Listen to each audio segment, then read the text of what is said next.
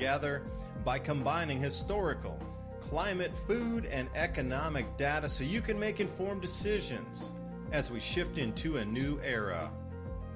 Here's what was, this is what's coming. Our world is never going back to 2019, so what will the new era look like? And most importantly, what is immediate that will affect the pocketbook and the outlook into next year so we can all get ready? Thank you for joining. I'm your host, David DuByne. Right along here with Ransom Godwin taking us through the next 2 hours. What type of changes do you see around us? Like I said, it's not going back to 2019. You might even be happy if it's 2022 and it doesn't progress any further than that. As we look around, a lot of things that were projected for our world are now stalled, stuck in the mud.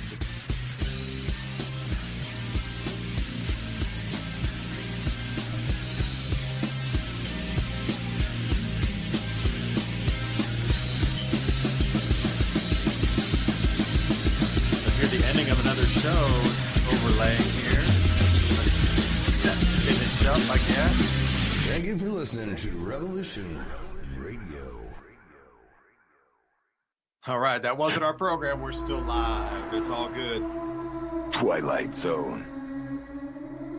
It's the Twilight Zone. And Ransom, it seems like we're getting some advertisements overplaying. Are you hearing that too? In the paranormal? Yeah. Murder mystery. Real natural law. Well, we should let the soft voices of some other ads blend in to the intro. Every Monday night. 6 I can't get my voice to go that high, even if I do karaoke.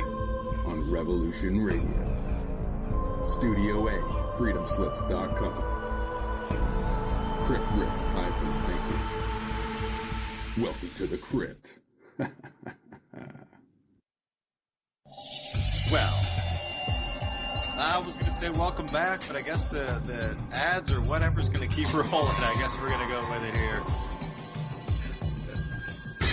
It is no secret that the so-called mainstream media is best described as controlled propaganda. Countless news stories are either totally ignored or spun with half-truths, and because of this, essential facts and vital information are often compromised. Join Dr. Ott every Friday night on Studio B at 10 p.m. Eastern and learn why The Story Behind the Story was nominated for a Peabody Award in its second year of producing unparalleled broadcasting excellence in 1997. That is, if you really care about learning the truth. I think everybody here cares about learning the truth for tonight. The Secret Kindergarten is here for the young children we of the don't have world. a secret kindergarten. The best program on the radio for kids, dealing with the most important topics in the whole universe. Fairy tales, music and movement, numbers, plants, animals, fun, colors, insects. Take care. Ounces and of cast gold. your ears out We have our own to catch secret a story from the world of other young things. Reach out, up, under, and over. Sing a song.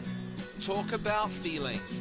Just remember the magic word. The magic word is no! Step on into the Secret Kindergarten. Saturdays, 1 p.m. to 3 p.m. Eastern Time, right here on Revolution Radio. Hey,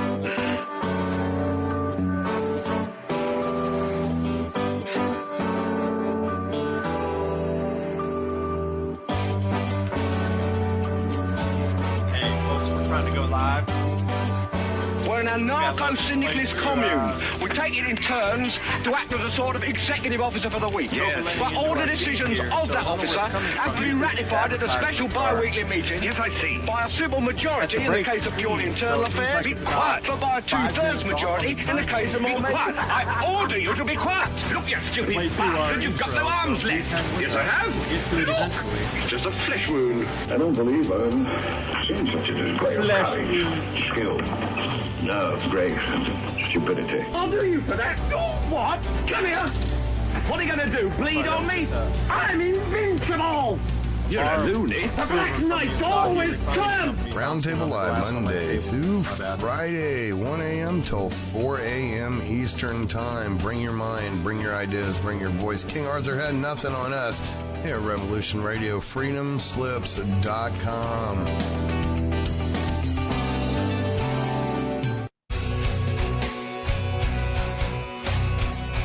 All right, thanks for listening while we took that short break here at Revolution Radio, freedomslips.com.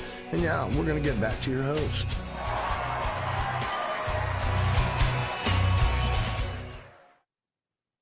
Yay, and thank you for everybody sticking with us. That usually goes over the break, not into the show. So away we go. Man. I sound like I'm rhyming like Mr. Seuss.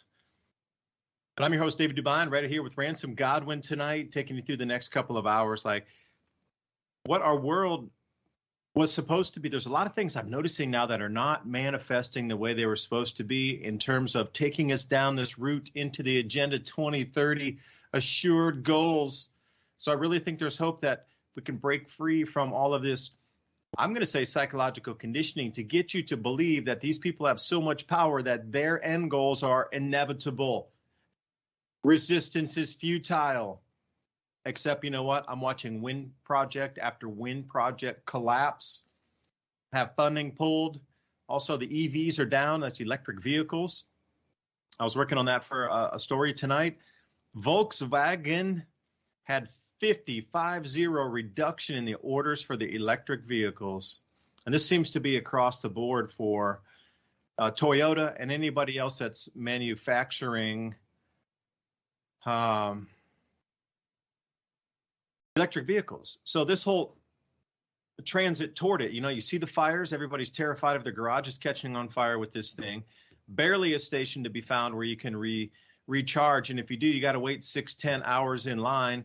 That's a great one. I love being on the road with the wife and 2 kids and getting stuck for 3 hours having to charge outside of the additional 8 hours the kids are in the car driving to grandpa and grandma's place. That's always extra fun.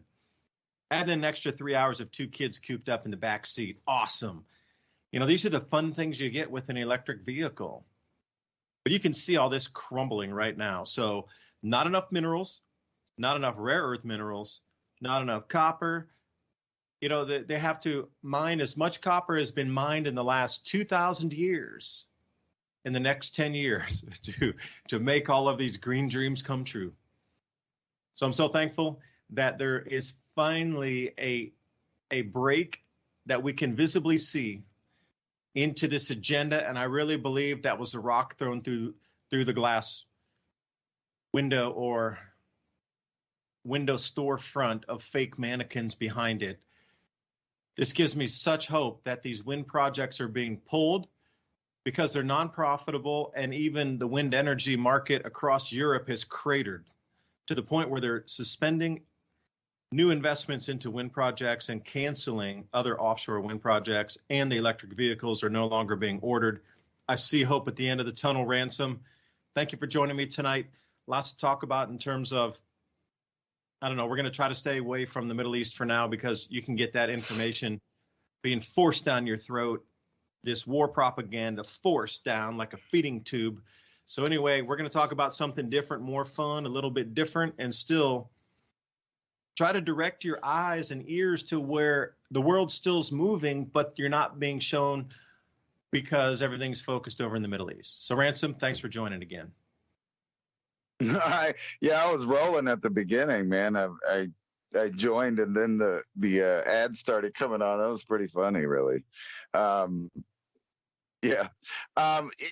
it's kind of hard to get away from the Middle East, ain't it, though? But I'll try to do that, even though, it's kind of obvious everything intersects with that. And you can just skip after. Let's just skip after they let the, conflicts around the world, so to speak, run their courses.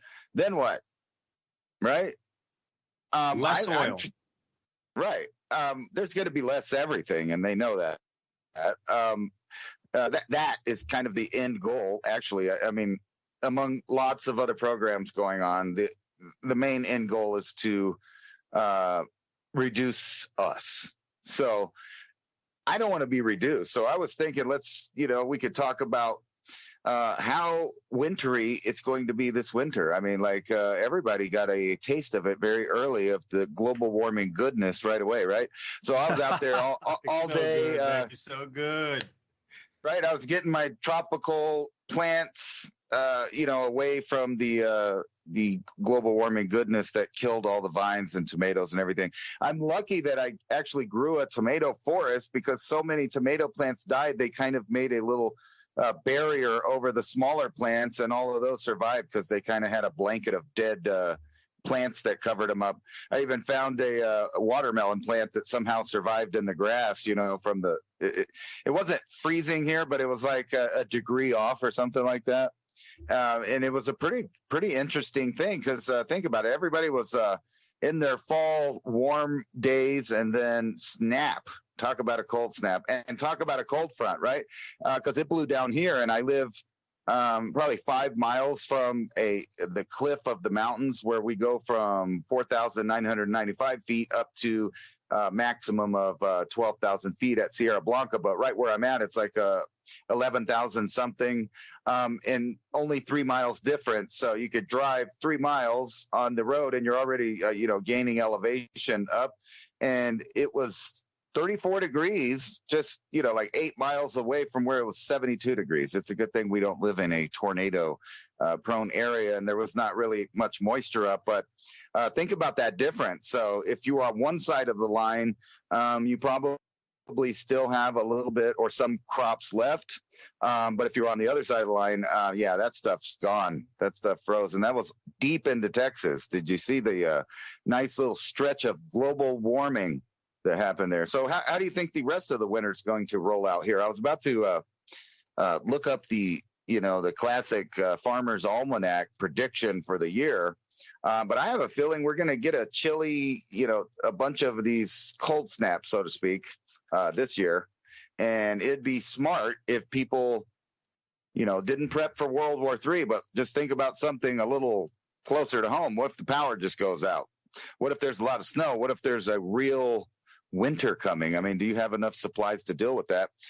Because, unfortunately, I've been noticing a trend that's part of the overall, obviously, plan, but that's more and more homeless people, and more people trying to live in their cars, and more people trying to just live outside because they can't afford things like rent, insurance, and all the burdens of life that pile up on the average American consumer. So they've resorted to trying to live outside, and the term off-grid is, I'm going to say big time being misused by people saying they live off-grid. They don't live off-grid. They've made themselves homeless and susceptible to the environment, which I have a feeling they're going to find out this year. So a lot of people that are living outside that thought it was real cool, and they thought, last winter wasn't that bad. They might not like the way this winter is going to go. Yeah, just a quick, I'll add on to your update here. I'm out in southeast Tennessee, right at the border of Georgia and North Carolina. Now, last night in Asheville, which is less than 100 miles from here, it was 22 degrees Fahrenheit, and that is like a record smasher there. And there were hundreds and hundreds of cold records broken along the East Coast. Now, Macon, Georgia, man, you're talking south in the United States here. Got down to 26 degrees Fahrenheit last night. And Macon's a good 2 hours south of here driving. And I lost all my tobacco plants. I lost all my Moringa oleifera.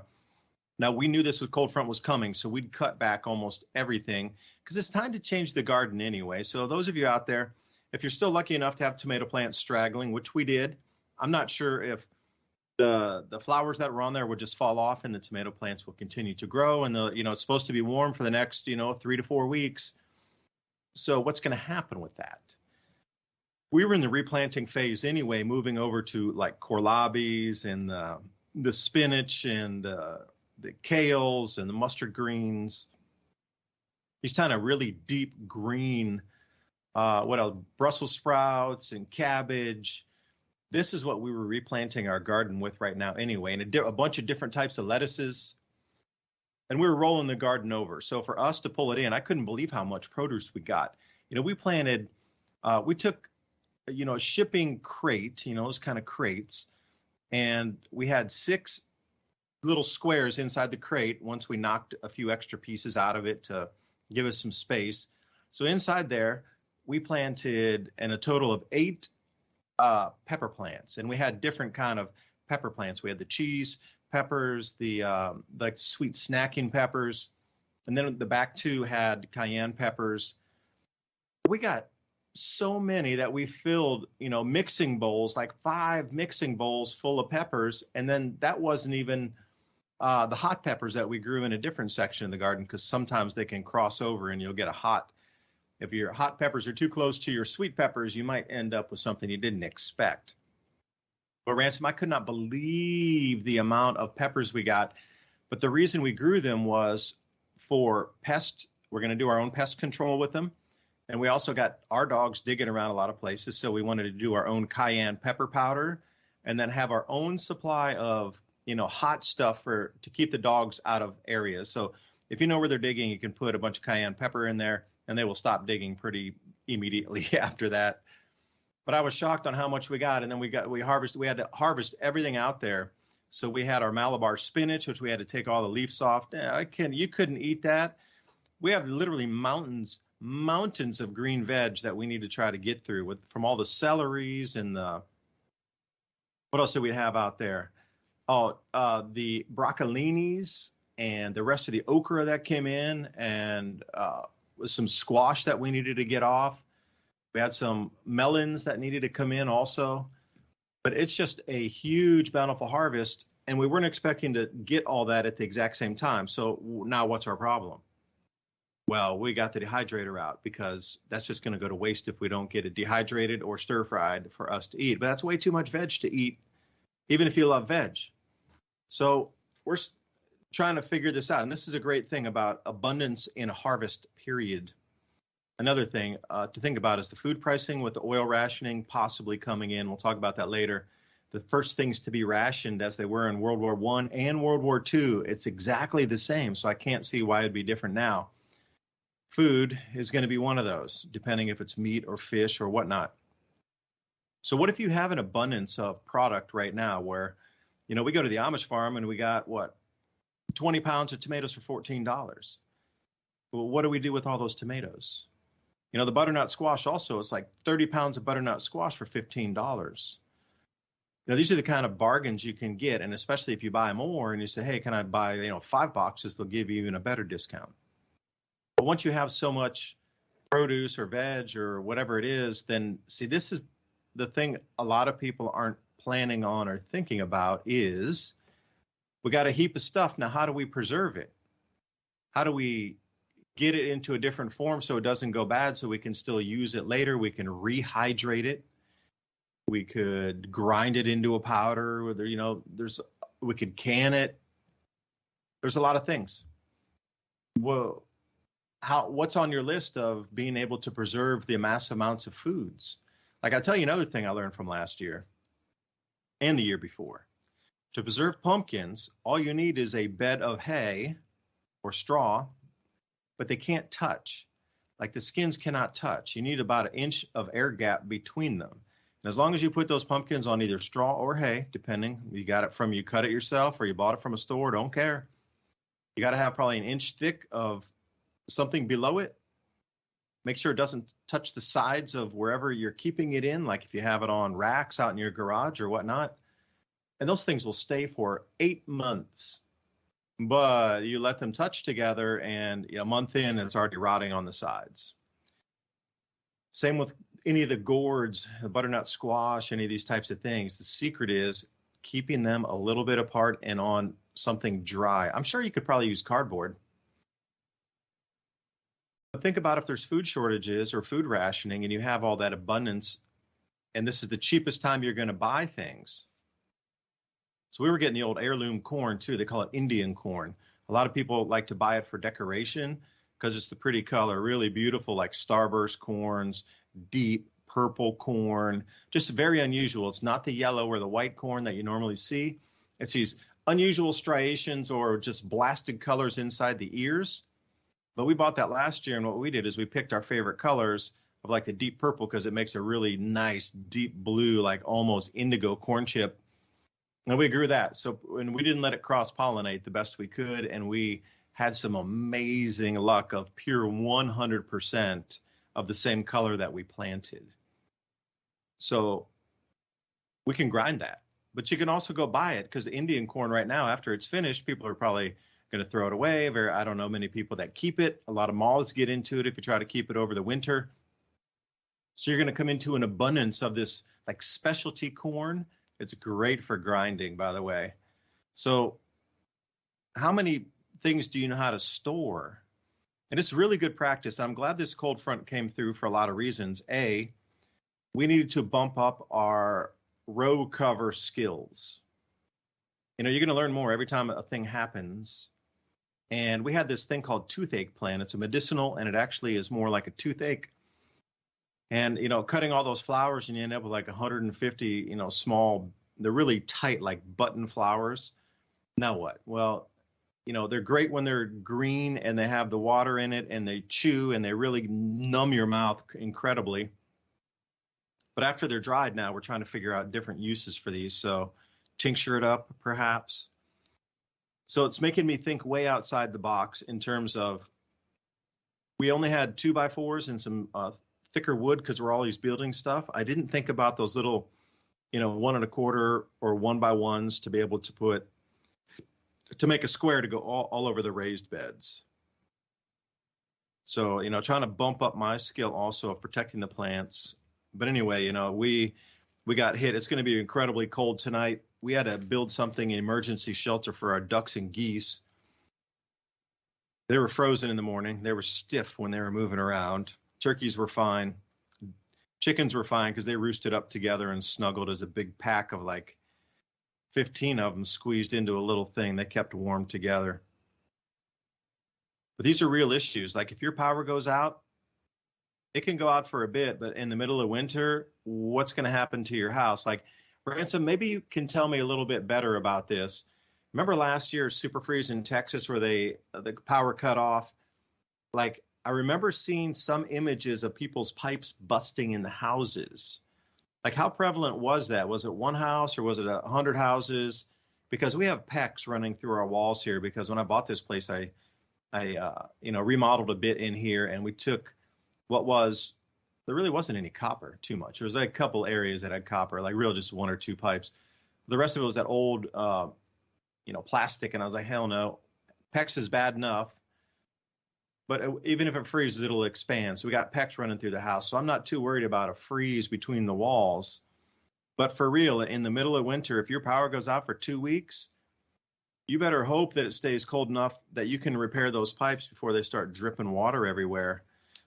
But Ransom, I don't know. Tell me about that freeze. Like, what kind of damage was done to the homes down there during the deep freeze in Texas last year? That was a bunch of houses that weren't built to go down to low temperatures and have the power off simultaneously. I mean, they were newer, buildings and houses that had no insulation around the water because it never drops for very long that far, into the cold areas. Like, I know, for example, in the town I live in, this wasn't the same instance, but a different cold snap that happened. It got really cold, and it got down to close to 0 degrees in the valley here. And everywhere, everybody's PVC pipe fittings busted, because that's what they use, because we live in a place where it very rarely drops down to be that cold. So everybody's, wells and connections to the faucets outside and all that stuff just busted. And I know Home Depot made lots of money, but that's what everybody was doing for like 2 weeks, is just fixing their water. I planned for that ahead, because we live in the, high desert. So traditionally, a long time ago, it got real cold here. And that's what they're actually expecting this year for New Mexico, is a colder than normal winter. But we do have variations of high elevation. And I saw that article that you sent with the deer all sitting in the yards. And that's actually really common around here, especially in the mountain areas, because it'll get cold in the forest and the sun doesn't shine in there. So the deer and elk and wild horses, at least where I live, will all come out and just sit in someone's yard, and they'll dig around in the snow and just eat all their nice green grass that's still alive. Plus the houses are warm and the concrete and all that stuff. The animals are smart. They just come in there and, try to use up the resources. I'm sure that freaks people out, but think about that. You get a good indication of how much meat is around you, for sure. Texas, though, what was funny about that is I took a trip to Colorado during that exact cold snap that happened in Texas, and they were saying that their wind powered generators froze and broke, and I drove through New Mexico where it was cold. It was extremely cold, and the generators that are on the way to where I was going were working just fine, which means that there was some shenanigans going on. And plus, they knew that it was going to go out too. And I'm not saying it was on purpose, but when they, let's see how to put this, they limited on purpose the amount of energy that Texas could use right when they needed it. So that was I'm going to say that was a man-made catastrophe. And the end result was, Home Depot and Lowe's and all those other stores made a lot of money off of that out of nowhere. But think about that, is all of those people were caught off guard. Now think of, forget the water for a minute. They didn't have electricity, so all their food went bad and stuff. So they got a taste of what people in northern areas have to deal with more often. But even in the northern areas, they don't build things the way that they used to, and all of the older type buildings and apartment complexes that used to have the furnace, and you'd have the furnace and you'd turn on the hot water from the radiator, steam, to warm your rooms and stuff. They don't have that. I mean, everything's electric, cheapy Chinese. It breaks, and I'm not blaming the Chinese specifically. I just mean that it's that throwaway type of appliances, I guess you could call it, like heaters and all that stuff. They only last a year or two and they break. They don't even sell those old ones. I guess they were too dangerous. You remember the little box ones that had the super red glowing bands of metal that would heat you up? I don't even think you can find that type of stuff. My grandparents had one of those. Yeah, I don't even think you can find that now, right? But all of the stuff is weirdly like I know this sounds silly, but yesterday I wanted to use my oven, and we got a new oven because the other one broke, and this is one of those smart ovens. And I still have the old one because it just needed a computer panel or something like that. But the new one, I couldn't even figure out how to set the timer. And there's a little logo on it that says I could connect it to the phone because, I guess I'm one of those old people that doesn't understand things now. And I'm not even that old. I couldn't figure it out, man. I just timed it, with the clock in my eyeballs instead of worrying about it. But what's weird about all that stuff is it's interconnected and it's spying on you. So our refrigerator talks to our microwave that talks to our stove. It's really bizarre. Now I still have the old stuff because, it's old and you can't do nothing to it remotely as far as I know. But all that stuff can just conveniently go out along with the power or malfunction because it's not getting the right juice. And I noticed where I live, I have a lot of brownouts. So you go to the store and you get all of these new LED bulbs that promise you 5 or 7 years. We're going through those things faster than the old ones because they can't take an electric shock.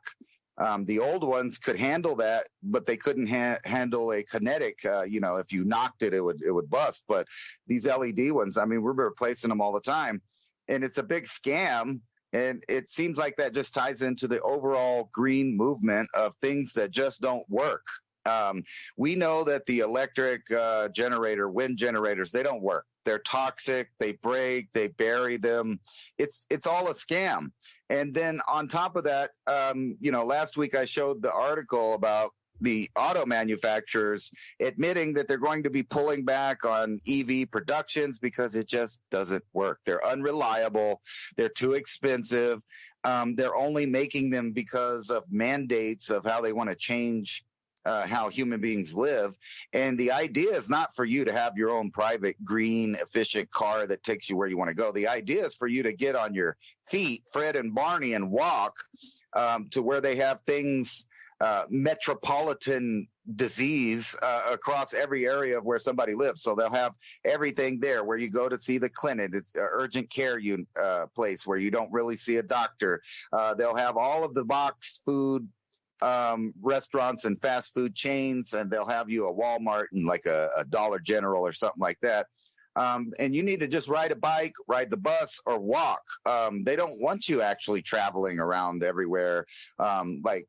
Think about this. I mean, why would they want you to be able to get in your car and travel to somewhere else where the weather stayed good and go buy a bunch of produce that's still fresh, or have a trade system that's outside of their control, where you trade the goods and the produce and the meats that are in season when they're in season.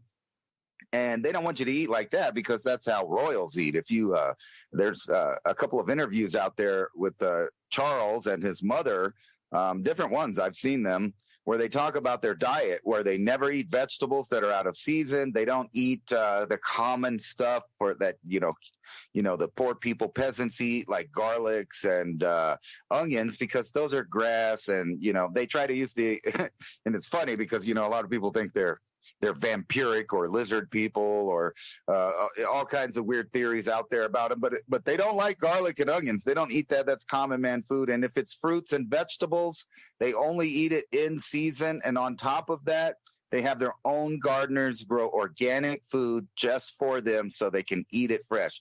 But they don't want you to live that way. You need that prepackaged, nanobot, plastic, contaminated, who knows where it came from stuff. The food-like stuffs, they're at the stores. And we can't even get too specific because the robot man, the evil algorithm guy that tells on you will get us in trouble for just, explaining things in a normal way. Do you think an EMP would fry the nanobots? Do you think an EMP would disable nanobots because it would, as every other thing, that would stop electrically? Do you think the nanobots would be affected by the EMP if there were to be one, either from the sun or from something higher up, man-made discharged nuclear weapon 300 miles up or so? Well, that all depends on how contaminated or saturated. There's a whole science behind saturation, right? And law enforcement uses that when they pull over people because it's how the dog finds things, and they can even tell how long ago it was going on by the way the dog reacts because they're trained so good. And it's the science of saturation. So if, let's say, if there was some way that they infected the entire world with nanobots, even an EMP couldn't get it because there would be nanobots and crevices and cracks that protected it. There would be nanobots under metal, for all the same reasons that people could save their own equipment, and not everything would actually, be broken. Some things would be protected. And let's not forget, I don't think they care what you're doing out here. If some kind of event like a solar event or an actual EMP that was human made or even extraterrestrial made, let's just go there, knocked out all of our infrastructure that's electronic. The continuity of government, people are hiding within these caves and different facilities underground, under the ocean, and et cetera, maybe even off world. I mean, if you want to stretch what they could be doing with the billions and billions and billions of dollars that disappear into black budget projects that the taxpayer never gets to see what happened with.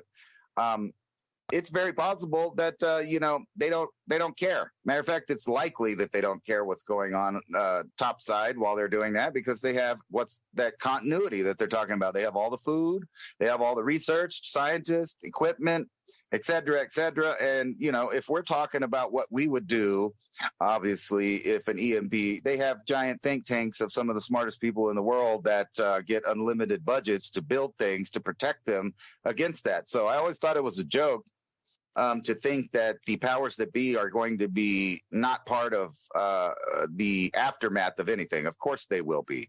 And if it's so big that even they can't deal with it, then, you know, we're back to, I don't know, sometime way back before the Neolithic times, when there was just a few people walking around the surface of the earth about to start a new civilization.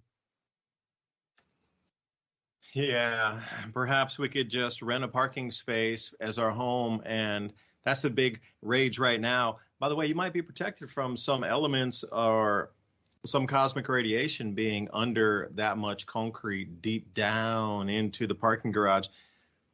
You know, this is, you know, I was trying to dovetail it to what are your thoughts further on about, you know, trying to live in the elements and everything. It's incredibly difficult. You know, because we were thinking last night, we were just doing a mind experiment. What happened if there was an emergency? We had to leave our house and it was 27 degrees in the middle of the evening. Like, let's say 2 a.m., a landslide came down or something, right? How difficult that would be if you were just semi-clothed, like you got bounced out of bed. Like, how quickly could you rig something up to keep yourselves warm or start a fire or do something at that critical juncture? You know, to have a fire that might give away your position. So how else are you going to stay warm other than having a fire? You know, I was hanging out with Wild John over in the UK, and he's like, yeah, you got to bury yourself with a bunch of weeds and leaves and stuff. And, you know, your body heat will warm that little pocket while you're in there. But people, this is the true thing here. I was actually talked about this last week in a video I did. The new big rage is those that are homeless or those that only have a car will go and rent a parking space now, and they have security going around the place. So it's much safer for those that are living in their cars. So they all come together in terms of safety. And there's also guards that wander the place in the parking garages, and you rent out your specific stall. And then they've installed bathrooms / toothbrush. I don't know what it is some sort of areas where you can use the bathroom while you stay in the parking garage in your car. This is the new thing where they're upgrading and renovating larger bathroom spaces in the parking garages for people to come in and live in their car overnight, or on a longer term contract from 7 days to a month, you can rent a space. And people actually live there in their cars full time. And even if you have the luxury to have the petrol and then leave and then come back, it's still your assigned space. So nobody will pull in there. And, you know, just the whole metrics of that thing is kind of scary for me to think about, and just unnerving on our economies collapsing to the point where, as tent cities were set up, or I forget the name, not Bougainvilles, Hoovervilles, you know, in the Great Depression, where people would come together for safety and live in certain areas before they would move on. And now we're experiencing something very similar to the Great Depression, where people are now living in their cars with guarded areas in terms of safety, but, you know, they could go and have an escape vehicle at any time. You know, the parallels are really startling looking back at the Great Depression. If there was not you know, they keep mincing words here and saying, well, it's a recession, oh, it's deflation, oh, it's inflation.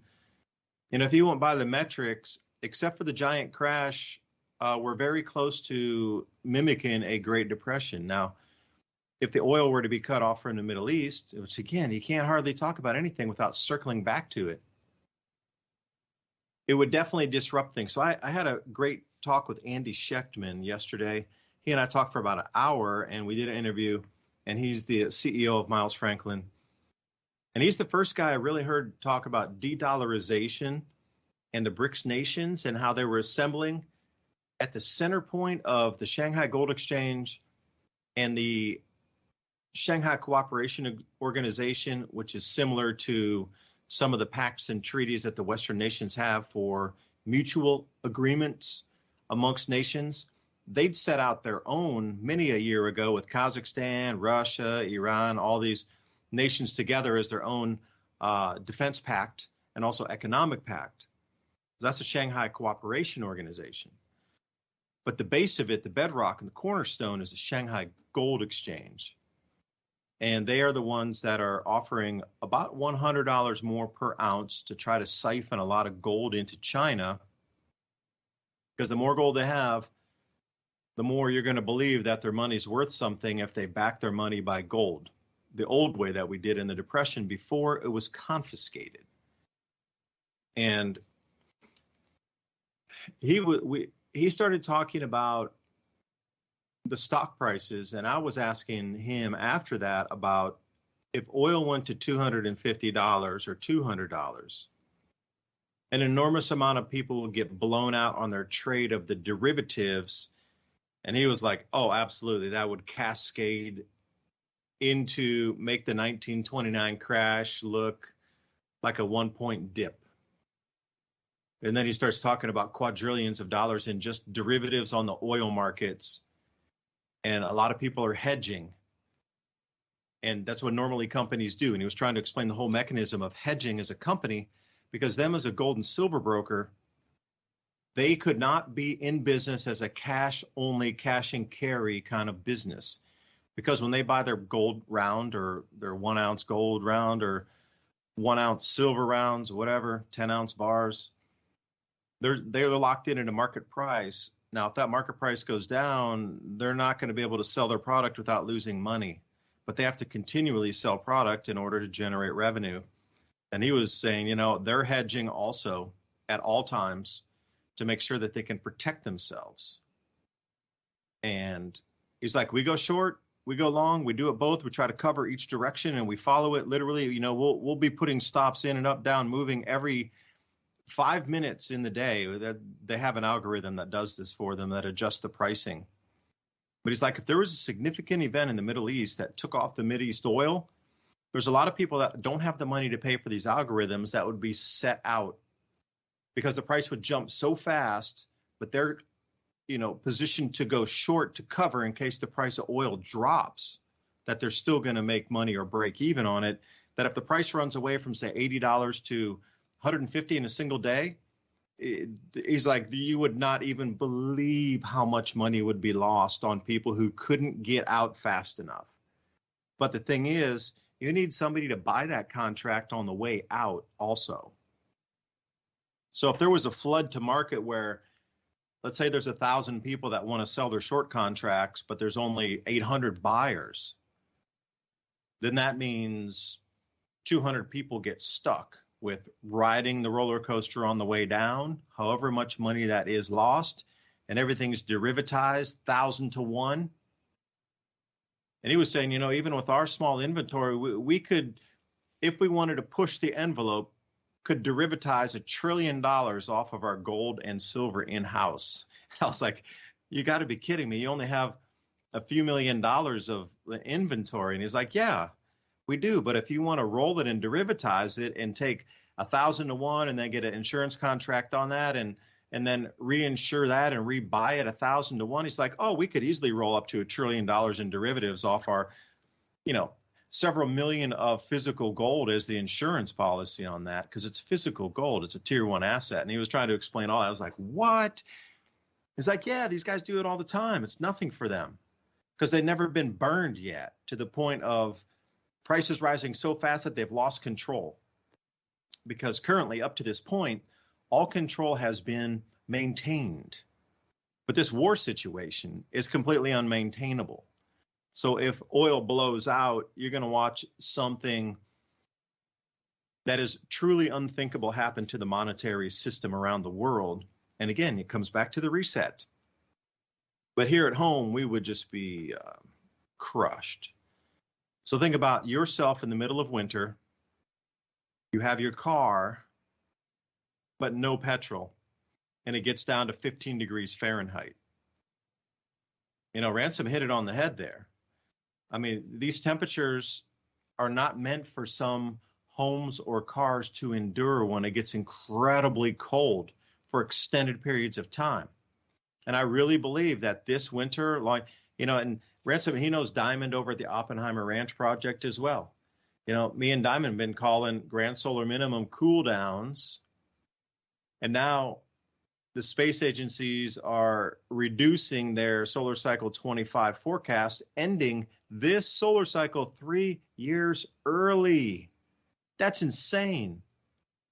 So the average, to put it into perspective, the average is an 11.2 year solar cycle.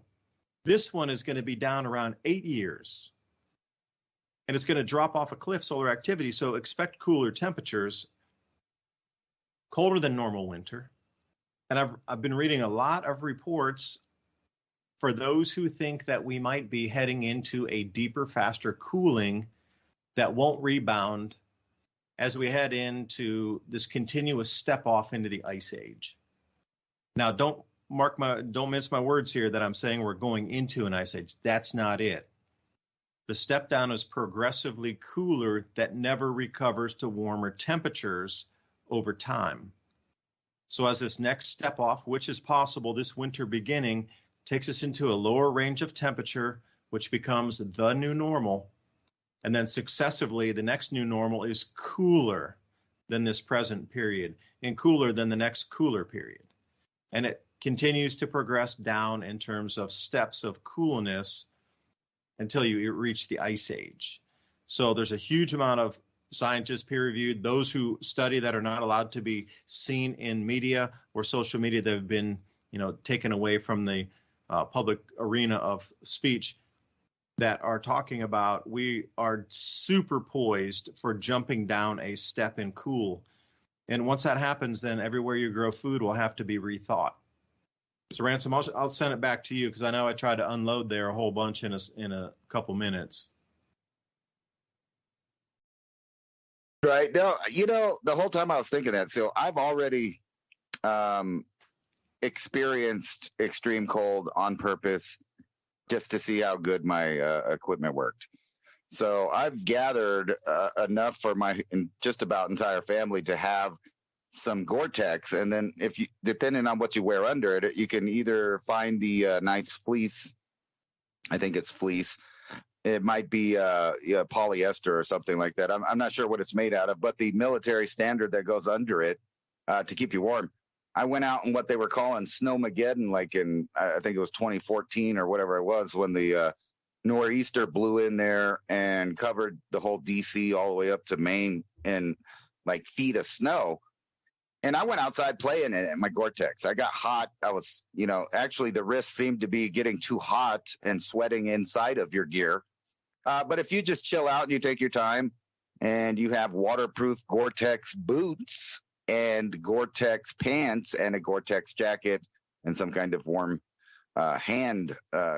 gloves, it's not as bad. I mean, it's not like we're living in the Stone Age. We do have technology. And if you plan and prep right, you can definitely hang out outside. Now, a lot of people don't know that, and they buy all this junk off of, in my opinion, it's junk. I don't want to get sued or nothing, but people that buy all this survival gear from like the companies that are more for fashion, like these skiing jackets, et cetera, and they're pretty warm, but you're paying high dollar in those cases too. What's cheaper than that is go to your local thrift store. If you live next to a military base, it doesn't matter if it's Army, Marine Corps, Navy, or Air Force. They all have Gore-Tex outfits. And for some reason, people that enlist don't really hold on to those things when they should. But these things are awesome. I have several pairs. I have Woodland, I have Air Force, I have Marine Corps, I have Army, and all of them make you waterproof, which that is your enemy. The water is what kills you. The sub-zero temperatures and stuff, you're not even going to have that inside of your little tent. It's like a personal tent.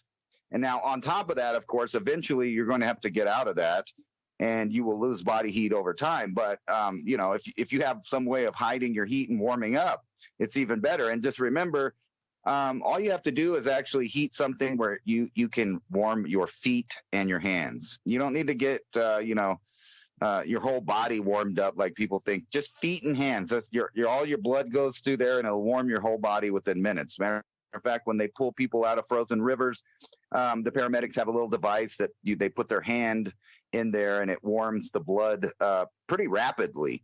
And matter of fact, that is something you could probably buy on Amazon right now, and for yourself. And you think about it, it would totally reverses hypothermic conditions.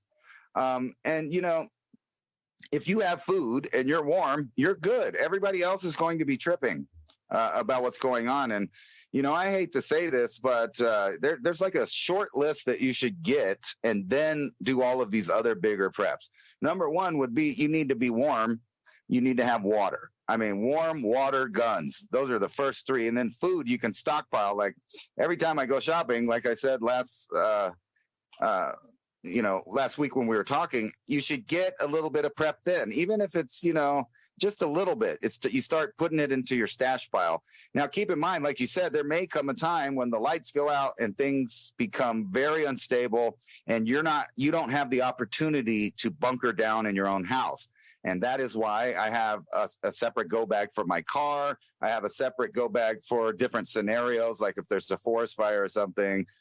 That's one bag. I want to be able to grab bags. So it's not, unreasonable for you to prep in a way that you go ahead and think about any scenario. So what if there's a forest fire? What if it's so cold that everything goes out? What are you going to do? I have piles of wood outside that, I'm sure other people are going to go after, but I don't actually need them because we all have Gore-Tex materials to keep us warm. And then in every go bag is a means to eat and a means to be warm and a means to manipulate my environment, i.e. Certain tools that are almost universal anywhere. Anybody can get a little bit set and a screwdriver or a ratchet and all of the metric and standard up to a size. I mean, if you're going to try to be working on machinery, you obviously need big tools. And it's not, a bad idea to buy a bunch of old used tools. Speaking of the thrift shops and pawn shops, it doesn't have to be new. It just has to be sturdy. And matter of fact, the older tools that seem to be, going around like that are actually the tougher, better tools to get. Excuse me. And, these places right now are some of the gold mines, in my opinion. So if you're actually a prepper and you want to start, cutting down on your list of things to get, start heading to the thrift stores and the pawn shops right now, because people are having hard economic times and they're selling everything that they can to pawn shops to the point where pawn shops are telling them no about a bunch of stuff because they don't feel like they could turn it fast enough. But tools are not one of those items. Pawn shops will always buy tools because, like gold, it'll always be worth something. And I'm thinking, even if it's not super overall colder than normal winter, I was reading the Farmer's Almanac there, and they agree that this is going to be a winter with a lot of ice, snow, and sleet and things like that. And you know what that means? That means damaged infrastructure. So depending on where you live, and this is what's funny is I don't even know why it's kind of conspiratorial to talk about prepping and stuff. I mean, how many natural disasters have you seen hit the United States in the past decade? It's over and over again. Hurricane, blizzard, whatever it is. Even like you said, even a minor cold snap in Texas created complete chaos to a point. And imagine if the power just don't come back on for months and months and months and months. We're talking about a totally different world here. The deed on your property doesn't mean much. Your stashes of where you think you're going to back up to your backup bunker don't mean as much because there's going to be wandering people. So let's hope it don't get to that point. But if it's lesser survival, any scenario, like the entire world hasn't gone crazy yet, there is a catastrophe or an emergency that you have, it's really not that hard to prepare for that, especially severe cold, because like I said, we have technology now. I mean, there's so much cheap stuff online that can create a very nice little go bag where you have tools, warmth, water, etc. And that's what we need. And besides all of these people that are camping outside, I keep meeting them and stuff, and they don't have these things. They don't have an ability to clean water. They don't have Gore-Tex warm clothing. They got some hand-me-down stuff or a winter jacket they thought was good. And then as soon as it gets wet, guess what? They're freezing and they're close to death because they get hypothermia outside. So if they don't have a real thing, and I hate to say it, there are, I'm going to say tens of thousands, because I don't know the exact number right now, but judging on the past couple of years, up to 20 million people have crossed the southern border. A lot of these people get caught off guard every year, and they find them out here in the desert dead because they don't have jackets and stuff. And one day it's 85 degrees and the next day it's 30 degrees. Welcome to the Southwest. It's the same thing that Native Americans have been dealing with for, probably tens of thousands of years for sure. And God knows who else who wandered into these conditions, and especially in Europe. And I've been reading so much about archaic man, and it seems like, anything from a severe cold blast to one volcano to somebody with the sniffles can turn civilization everywhere on its head instantaneously. So, we probably won't see what's coming. We don't know which volcano or which giant earthquake or which giant hurricane or which super cold blast is going to happen. But something's going to happen somewhere, and we know that because it keeps happening. I mean, just look at those earthquakes in Afghanistan just a while back. Total destruction. Why haven't they prepared for that over the last 10,000 years? It's got to make you wonder, which gets us into these lost civilizations. Whoever was building the megalithic stuff, they knew what was up. Where'd they go? Please remember to visit our sponsor tonight, Heaven's Harvest, if you're interested in some storable foods. Speaking of the content of this evening's program, every purchase you make helps keeps us online here and bringing you information just like this.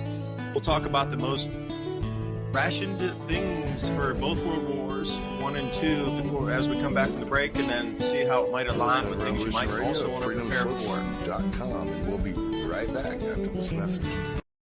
Releasing the show notes from our programs, just bullet point list of what we talked about so you can start the conversation with others or do a deep dive in your own research.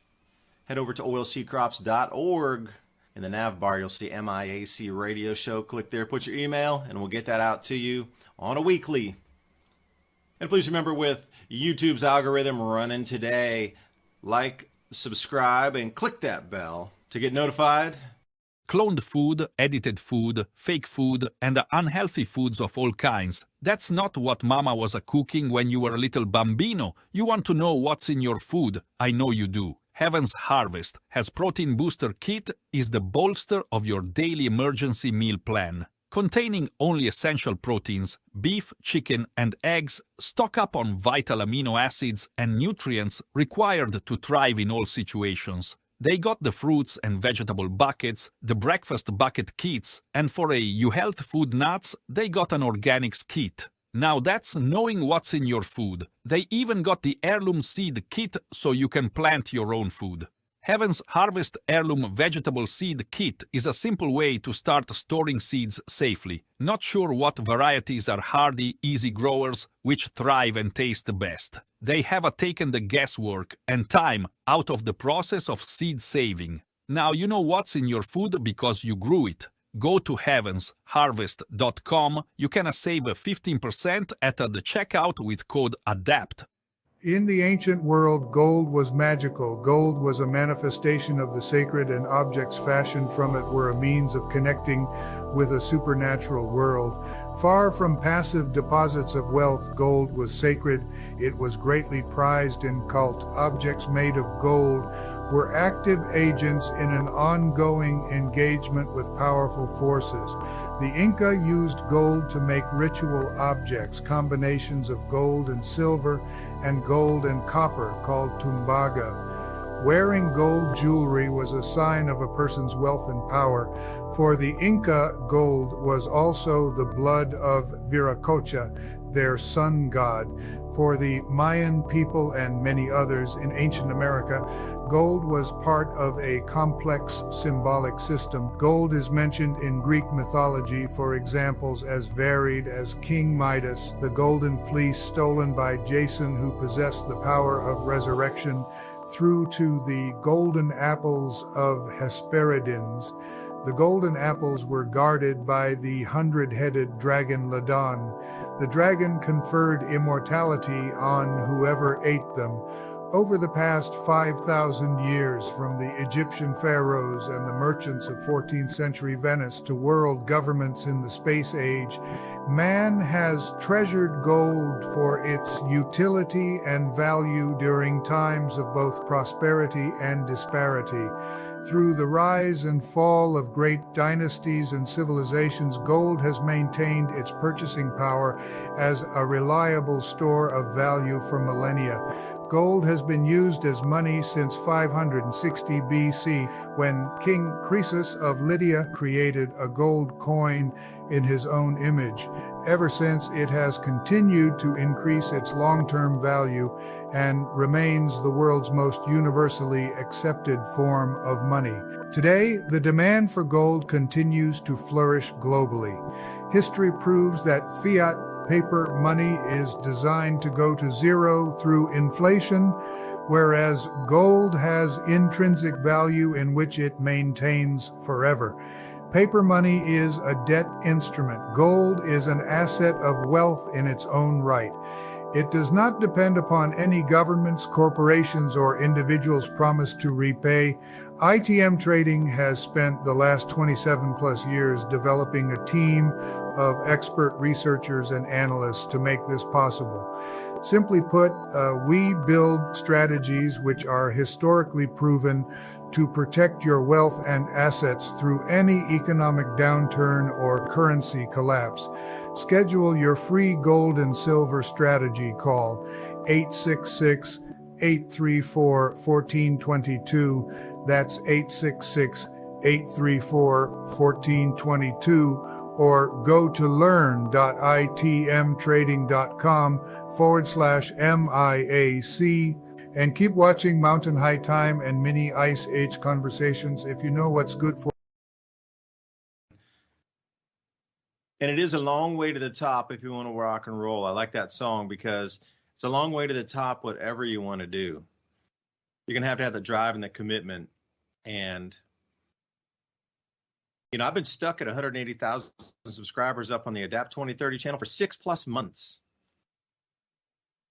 And there seems to be an algorithm that hits my videos and then it stops. Because I tell you, I was looking at the last 30 days of videos and I had 4 of them that were like 15,050 to 15,150. Like, you're telling me that 4 videos were within 100 views of each other.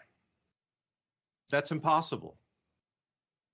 So I'm beginning to put a lot more non-YouTube content up on the Patreon channel. So please join me over there, Adapt 2030 on Patreon, and Subscribestar as well. Now, before we got on the break, we were talking about, where is this truly going to go and what types of things will you need to get prepared as we move through. So Ransom, if you don't mind, I just wanted to do a radio check and then also wanted to jump into the most rationed commodities of World War I and World War II across the United States and England. That might be a 3.0 if we get into something a little bit bigger. So I just want to make sure I'm live with you still here and we didn't get cut off. Can you give me a 5x5 if we're okay on the radio? 10-4, big buddy. No, I'm still I can hear you pretty good. I can hear nice. You good. Okay. Yeah, that song, it's a long way to you got to watch that AC/DC. It was way back when Bon Scott was with them, and they were on the back of this open, I don't know, it was just like a trailer, and they were rocking on the street. That's old school stuff, man. That's a cool tune. But it gives you motivation to, keep going with whatever happens, because when you stop, you stop. You get that, right? When you stop, you stop. Like, once you stop in motion, then you chose and you have to stop, and you're going to have to pivot because you stopped. Now, you're either going to have to go right or left because you're not going straight anymore. It's the same thing with getting ready for these events.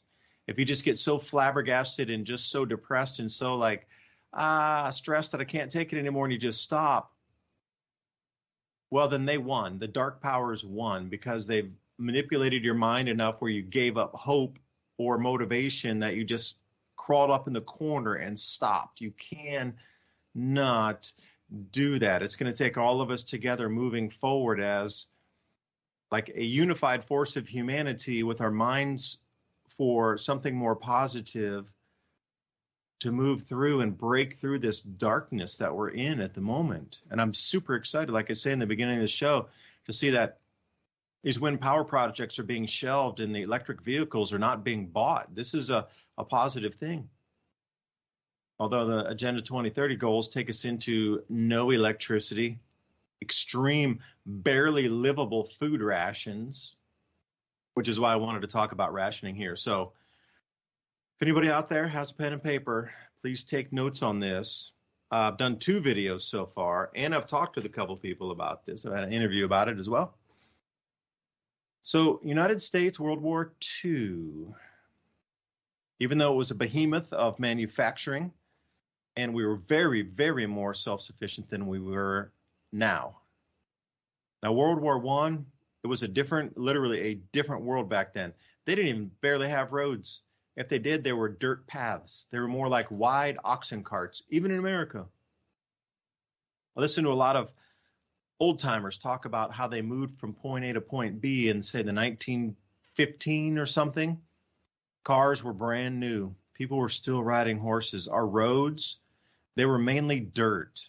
Although some were better compacted dirt and some had, gravel that was compacted on it and they rolled, some kind of earth mover over it. At that point, it was just 2 barrels with water and a machine to drive the 2 barrels and move it back and forth and, push the rock into the earth.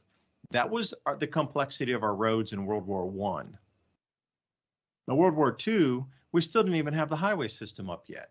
That didn't occur until like the 1950s, until we really built what you consider the interstate system.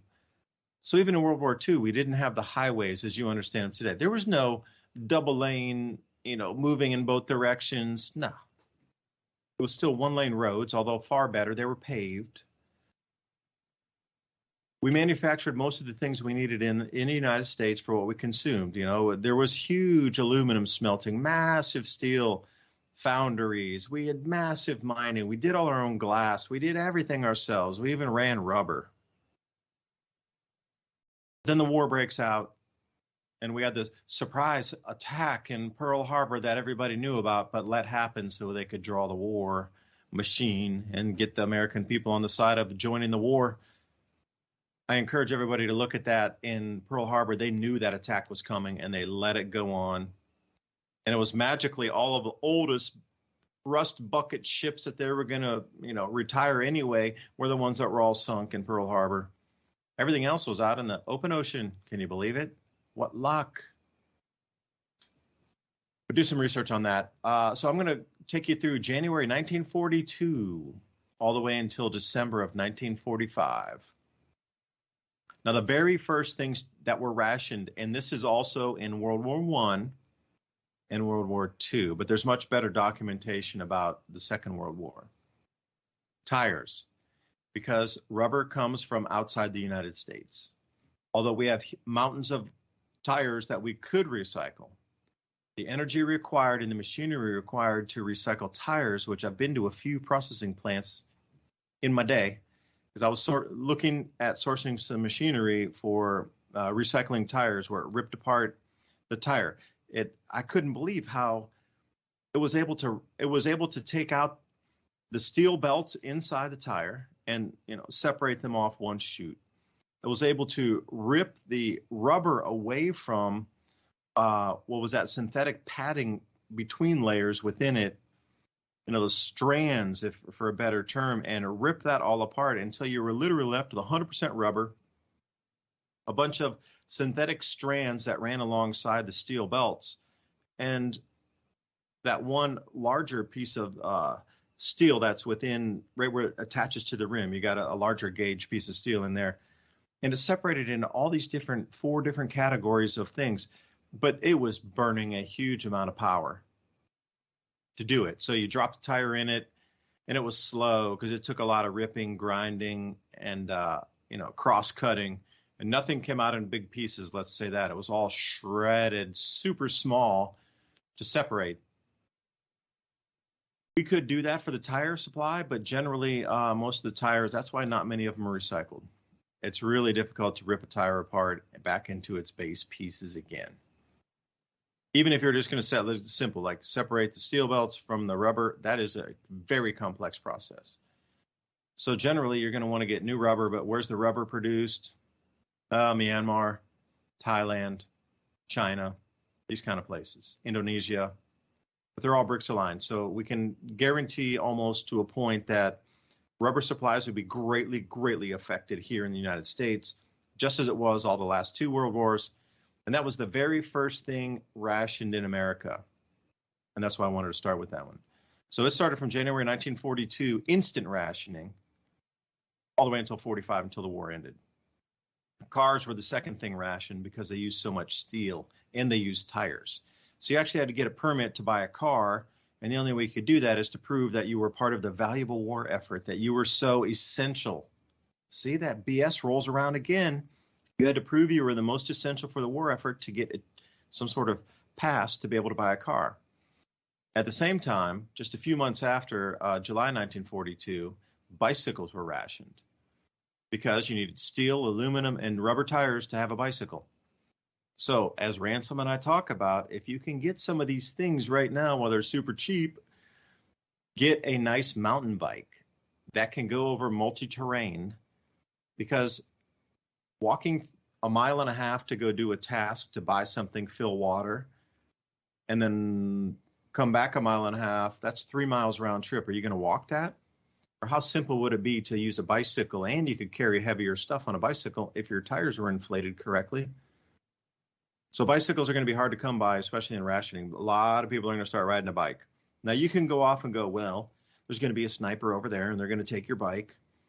Once stability comes back to areas and there's trading that's reestablished, it's not going to be as dangerous as you think. It'll revert sort of to normal.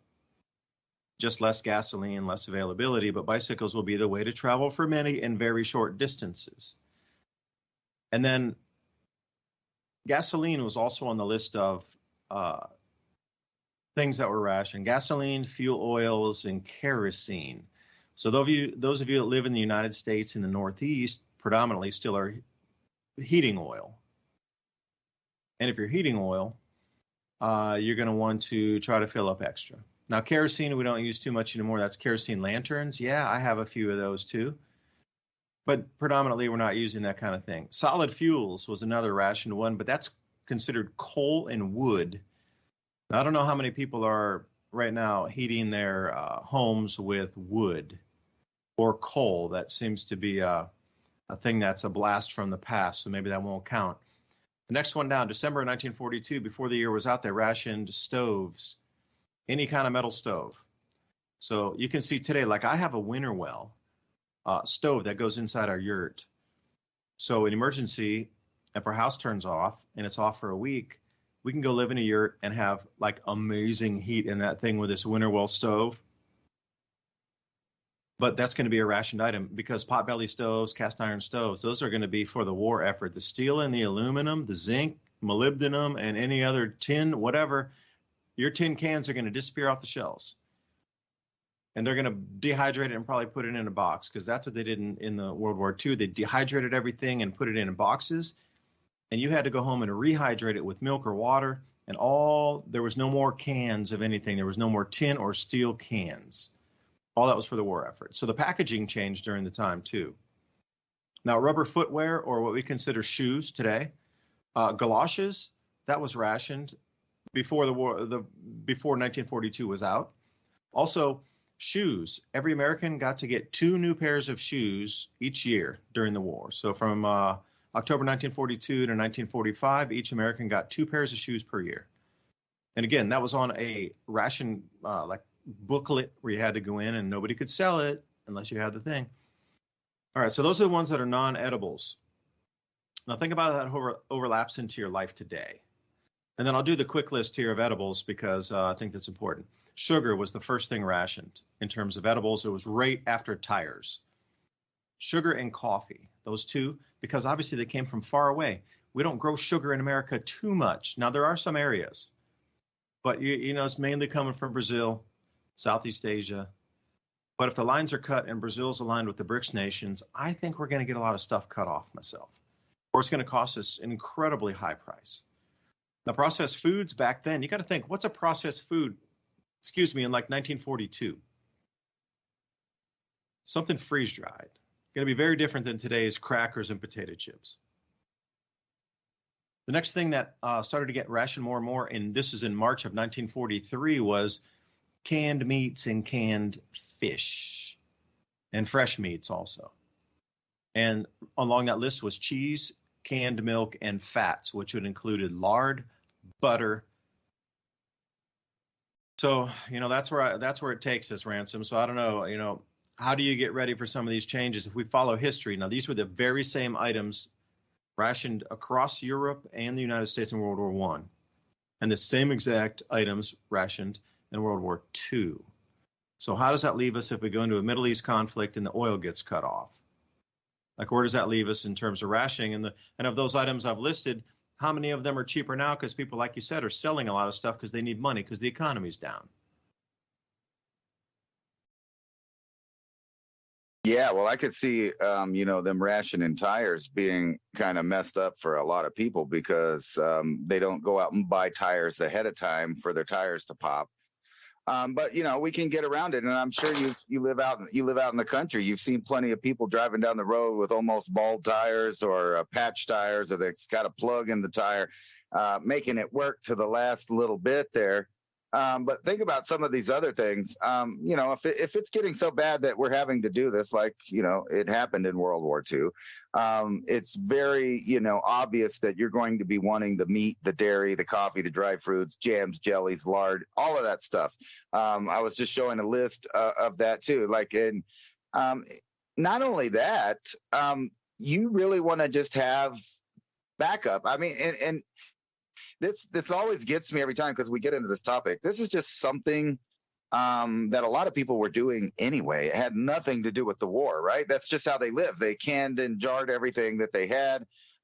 Nobody does that now. So if you're only just doing a little bit of it, like you got tins of beans or rice or any of that stuff, and you got it dry and protected, you're ahead of the game by big time. And if you're somebody that buys things in pairs like I do, I'm not a rich guy by no means, but when I need something and I know that it's very important, I try to buy not just one, but 2 or 3 of them at a time. Just because, one's going to break. And if it's a really good product, you can possibly make, 1 out of 2 broken ones if it comes down to it.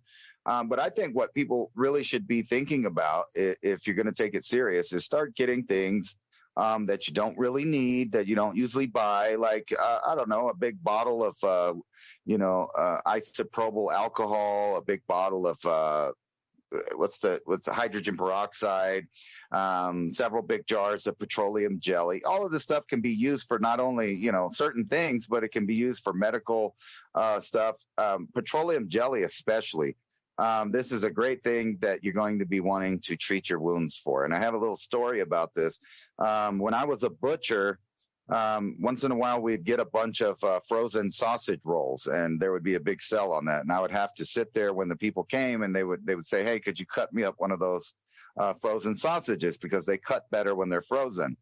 And I would say, sure. You get in there and you get a bunch of slices, it basically makes patties for them if you cut it about a ½ inch.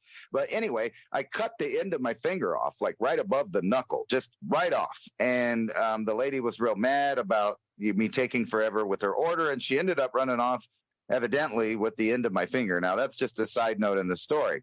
But anyway, I don't know what happened to the end of my finger, and it's like right behind where the fingernail starts to grow. So I go to the hospital. I'm squirting out blood out of the end of my finger. It's real gnarly. It's painful. It cut it clean, just surgically right off.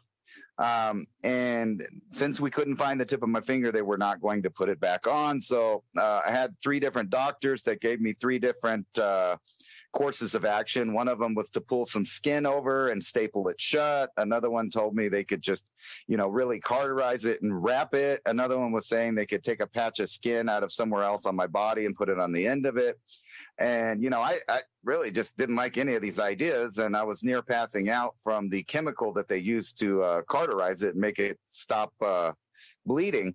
And then some old guy that was not an old guy, he was another doctor, but he wasn't one of the ones that was interacting with me. He told me that he just read a new paper about how if you could keep your flesh wet, moist and clean, that it would probably grow back. So I listened to him because that, it just made sense to me. So I just went ahead and did it. And I wrapped my finger probably for 9 months straight in saran wrap with petroleum jelly. And I'd have to clean it every day with some,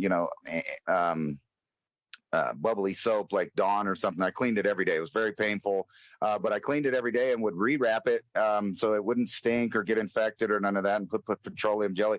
And my finger is all the way back. It grew all the way back except for a little spot at the end where I got lazy and stopped doing it at the end. But there are ways to do stuff that are outside of what they tell you can do. So never take, the advice of people like medical professionals as the only course of action. I'm not giving medical advice. That worked for me, but just the idea of just simple things like saran wrap and petroleum jelly was how I grew the end of my finger back. Now think about if you're alone, this is something that you don't need technology for. All you have to do is keep it clean, which means you need clean water and some kind of soap. So when you're going to the store and you're just buying, you decide you're going to go spend some disposable income, which everybody does. I'm sure a bunch of people spend a lot for Halloween. Instead of buying like 30 bags of candies, which is still, cool and everything, maybe throw some bags of beans in there, some bulk rice, some different kinds of lentils and different things like that. Not to eat like you want to go home and eat it right now, but just to start filling holes in your house. And lard and all of those things are great. But you got to think about other things like day-to-day needs, like that you get used to and you take for granted, like cleaning yourself and hygiene.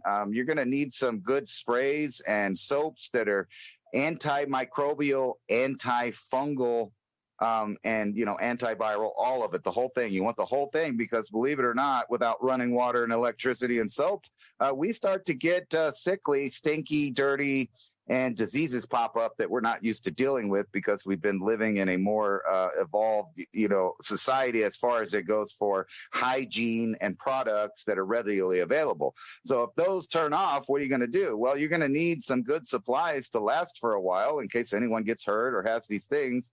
And when you take care of them immediately and you keep yourself clean, things don't get out of control and you don't get bad and serious infections, which brings us to the next point, which is a little bit not as easy to get like these other things, which is some form of antibiotics that you could store back. And I know it's kind of touchy about talking about stuff like that, but there's plenty of articles that show the best medications over time historically that still work. And if you stockpile some of those, or even better, figure out how to make it from scratch. Yeah, let me touch on the point of what you just said there, the antibiotics. When you look at those, there's a expiration date on antibiotics. But the Army, and maybe you could find this one, the Army did a full inventory on 30,000 different medicines that they had. And they wanted to really see how long can you go past the expiration date and how would the medicine still work as you went past until it became literally 0% effective. That's the premise of the entire PDF. They go through all 30,000 medicines, and they, even from bandages to anything that you have in a powdered form like azithromycin or whatever it would be for like bacterial skin infections. And by the way, if you go to an aquarium shop, you can get azithromycin and erythromycin, both for either fin rot or something like this, and it's a topical, and they come in these little tiny packs. And if you go to an aquarium shop, you can get that over the counter because it's for your fish, not for human consumption. But the bevy of everything from the penicillins to the amoxicillins to whatever it is, the doxycyclines, they did a huge amount of study on this. And they were showing a lot of these things were good 3 years, 5 years, sometimes 7 years past what the expiration date were on the bottle. Now, one thing that's unanimous, if it needed to be refrigerated, the expiration date was very close to the expiry on a refrigerated product. So like any of those kind of insulins and things that need to be kept in a fridge, you're SOL. But other things that extend it out, like, they might say, oh, the expiration date's this, but they found that doxycycline, again, not medical advice, I'm just repeating or what I saw in the Army Journal of Medicine when they reviewed all 30,000 medicines, that it was good for 3 years, past the expiration dates. Now, it's in a tabular form where it's in a spreadsheet, and they list each kind of medicine, and then, they're talking about battlefield plans. And what if, you're out in the middle of, how many wars have America fought? I think we've been in war for, let me see, if our country was founded in 1776, I think we've been in war for 250 years out of that entire period straight. So we're probably going to need for medicines across the way here, because I was reading an article. There's only 8 years America has not been in war over the founding of the nation. That's insane. That's sad, is what it is.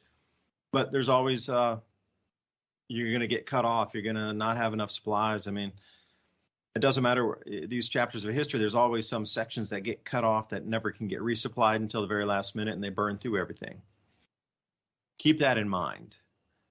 That if you have a chance, there's many ways to go to the farm co-op.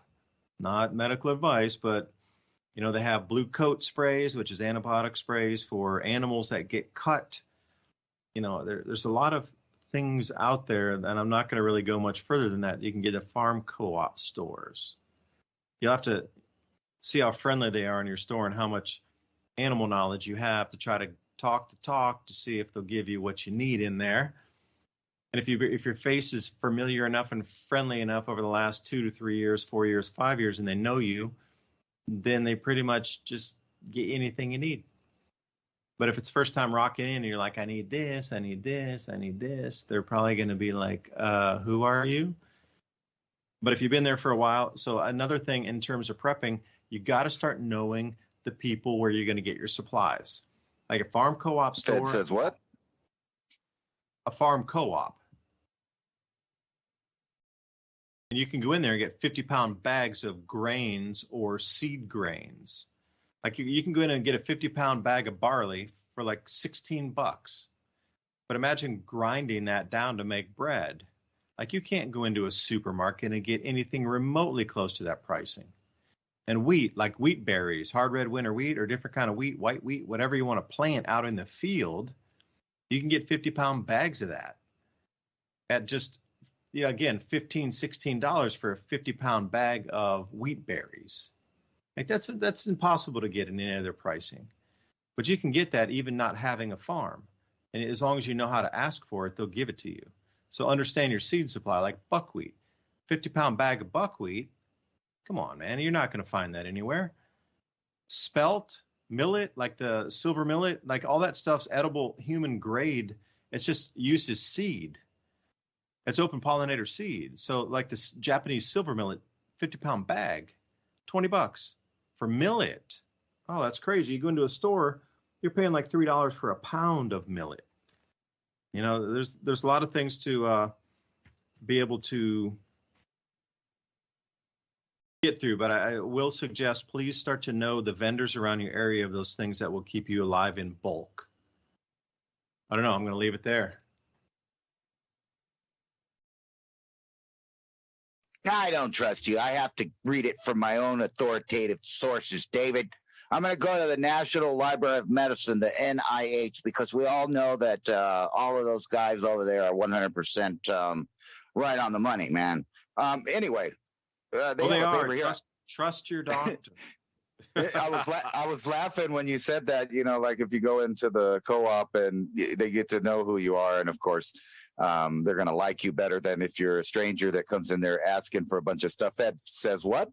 That's what I was saying. Fed says what? Anyway, according to the NIH, the expiration date on medicines is basically useless. It says right here, there is so much wastage of drugs as they are not used in time. Medications are expensive. And in Asia and Africa continents, where many have the problem of affordability, and the debate is to see whether or not the medication could be used even after the expiry date without losing the efficacy. Most drug expiration dates information is from the study conducted by the Food and Drug Administration at the request of the military. That ties into what you were talking about. I couldn't find the paper, but that's the tie-in. With a large and expensive stockpile of drugs, the military faced tossing out and replacing its drugs every few years. What they found from the study is 90% of more than 100 drugs, both prescription and over-the-counter, were perfectly good to use even after 15 years after the expiration date. Hence, the expiration date doesn't really indicate a point at which the medication is no longer effective or has become unsafe. And most of that's true for almost everything, including a lot of the canned foods and stuff. I had the misfortune of my grandmother passing away, but we used all of the canned goods that were in there that she was already prepping for whatever reason herself, because she grew up in the Depression, so she never stopped prepping. And not to get too personal, but my dad wasn't the greatest at taking care of us. So we always had that backbone of our grandmother who lived through the Depression and always looked ahead, penny pinched, invested. She always made sure that there was some kind of future plan going on for everyone. And, part of that was she just stockpiled food in her home. I mean, even when she didn't eat it, she barely ate anything when, in the last, I'm going to say 25 years of her life until she hit about 90. She really didn't eat much, but her house was packed full of food. Some of it was expired already for more than 10 years or 15 years.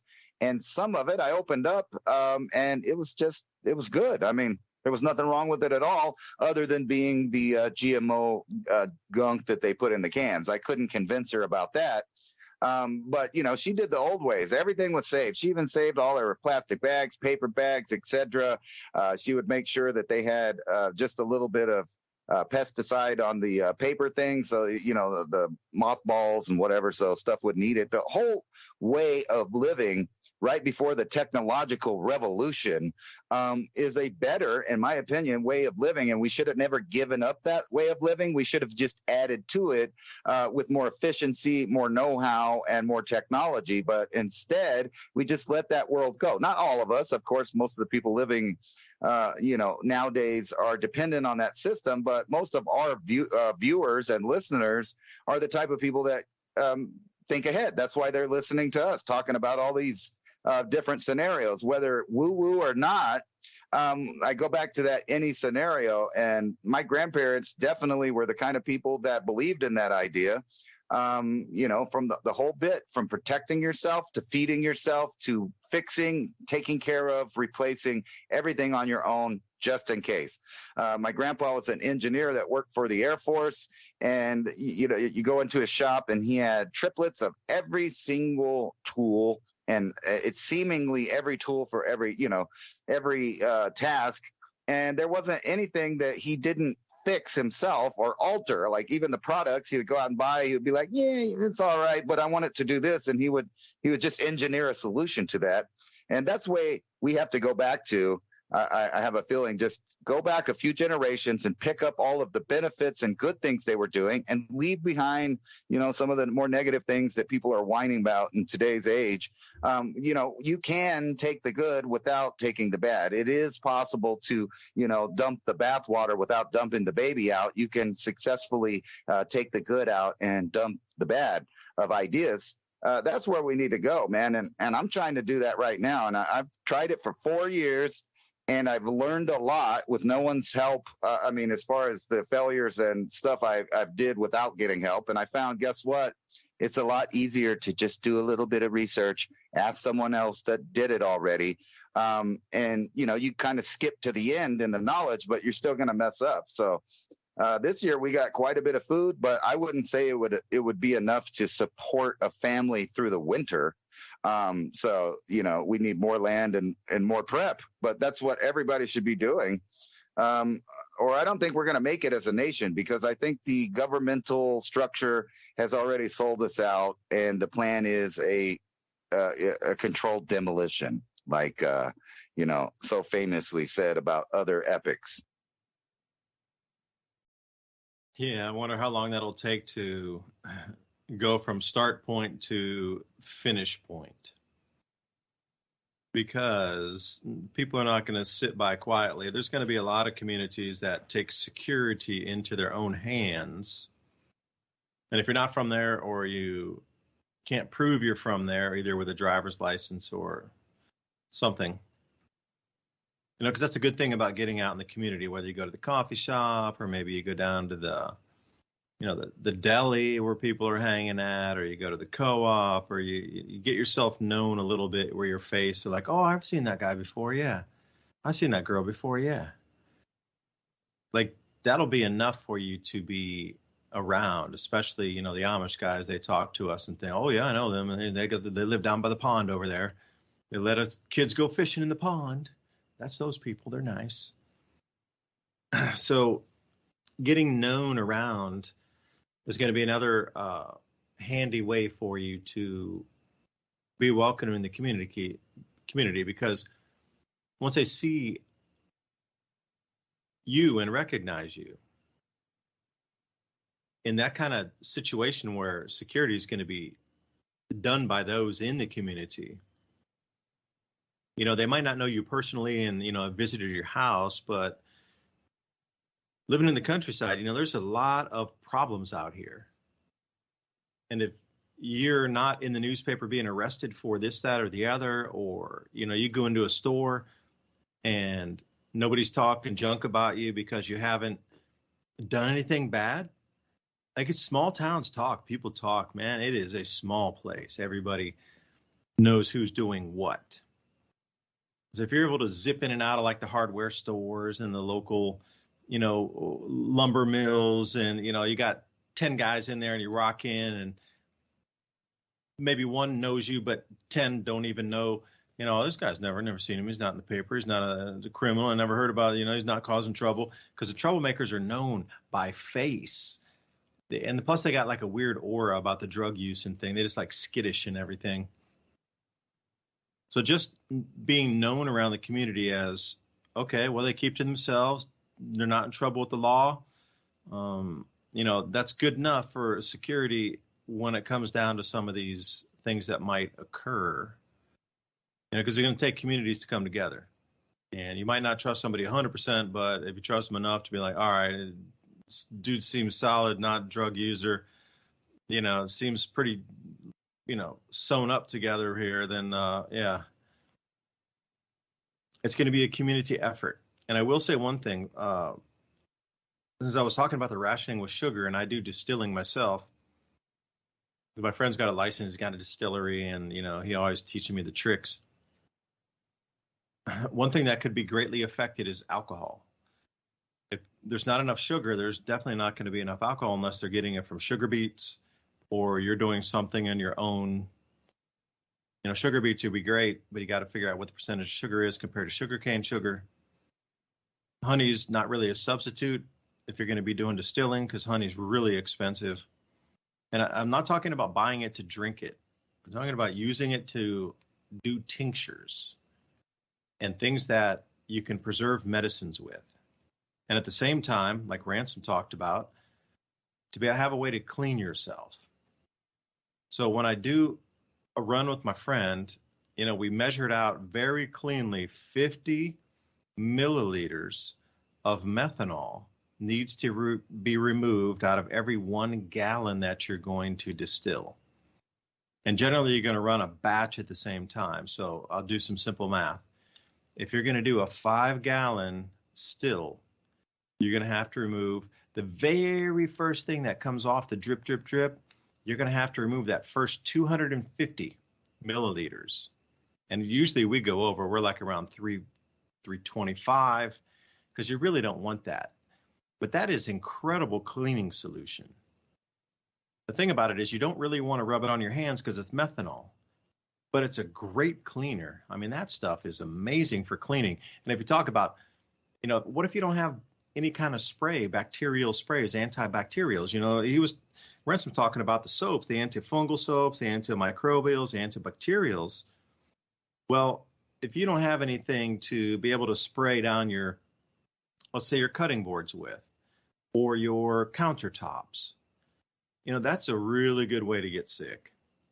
But if you have, the 4 shots coming off there, you can mix that with water, and even it's going to be super, super high proof, around 180. So you could probably even cut it 50% and still have enough alcohol in there to kill the bacteria. You don't really want to rub it on your skin. But then, you come into some other stuff that can be used for tinctures all the way through. And yeah, there's going to be that little heart section that's good for tradables, that has been since antiquity. But either side of that, you're going to get a lot of wastage on it. And a lot of people save the tails, like I do, and he does too, a friend of mine, and rolls them back in. But their distillery, they're talking like, they're running 1,000 gallons at a time on their distillery. So when they get tails, they got like hundreds and hundreds of gallons of the tails. So they save all that to roll it back into the next batch. But the thing is, when they start on 1,000 gallons and you're going 50 milliliters, okay, they're talking like 50 gallons of wastage that's methanol that's taken off of that. So what do you do with 50 gallons of something? But they have a proper distillery, and they, but the math is the same. Alcohol is going to be something more and more difficult to find and come by during a rationing time. So prepare accordingly for your drinking needs, if you are and do, but also for your tincture needs. Because like right now, there's a huge amount of abundance. I talked about the toothache plant. Well, we're going to have to continue to dry that in the dehydrator and then put it into alcohol to save the benefits, the medicinal benefits of the toothache plant. So I'm probably going to need half of a fifth, or maybe a full fifth of that, of vodka at 100 proof plus, to be able to save that. Because, I got 100, I'm going to say at least 150 little nodule heads that came off that very tight button heads coming off of the plant. So I'm going to save that. But that's a lot of material.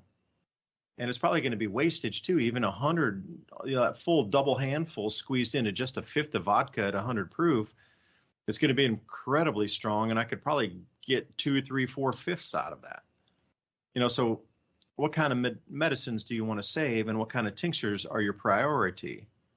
Like a general health tonic, I've done a ton of those, like goji berries and Chinese apple is a good one in vodka, and let it sit for a month, 2 months. Some of this stuff's like a year old that I have already. Even better, the longer it sits in the alcohol. Or, like a huge amount of collectibles that we've gotten across my, land here. And my friend Ryan, who's way more adept at identifying medicinal plants, shout out Appalachian Homestead, Appalachian Observatory. But he knows a lot more about plants than I do. But we've tinctured up a little bit of that from the reishi mushroom and some other things. So, Ransom, I'll leave it there. But there's a lot of things to think about preparing for. And I would like to get your opinion, thinking about it. How long do you think it is from start to finish of this thing happening, flaring off in the Middle East where the oil gets disrupted, and then we come back to some sort of normalized lifestyle after this war cycle runs its course? Things are happening faster now, perhaps, than World War II. So do you think it'll be a 4-year event, a 5-year event, or a 1-year event? We're in and out, or what do you think on the timelines? I think, judging by history, it'd probably be a 5-year event once they really get it going.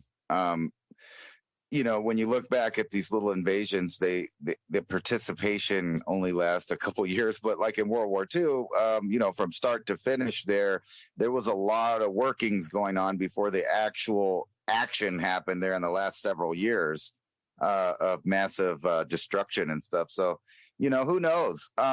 It's like the golden goose, really. It's the golden egg they have. It's endless wars, endless fear, endless rebuilding contracts of switching sides. That's why they always fund both sides. My son was asking me what would happen if the U.S. actually split up into two parties. What would not two parties like politically, but literally two armies, two factions kind of like we did in the Civil War. And I was sitting there and I thought about it for a minute, and I thought, the continuity of government would probably do what they always do. They would back off, let it burn, and the banks and everybody would arm and fund both sides of it until there was no one left to fight. And then they just come out and take control of everything and start screaming phrases like never again and we'll never do that again, and remember this and remember that, never forget this. And they always do that, but it seems like obviously they forgot that we didn't forget. So like they're pulling so many triggers in a row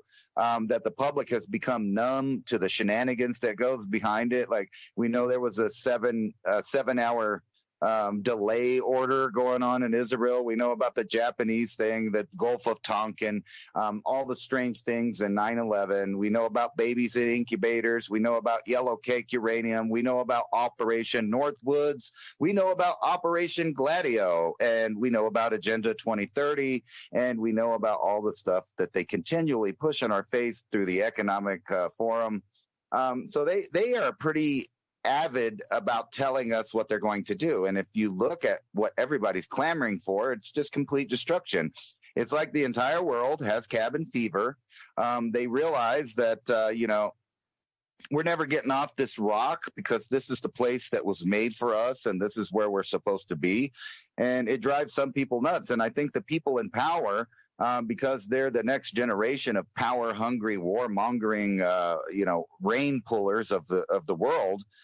They want to see what happened in World War II. Their grandpappy and their daddy got to see things blow up. Why not them?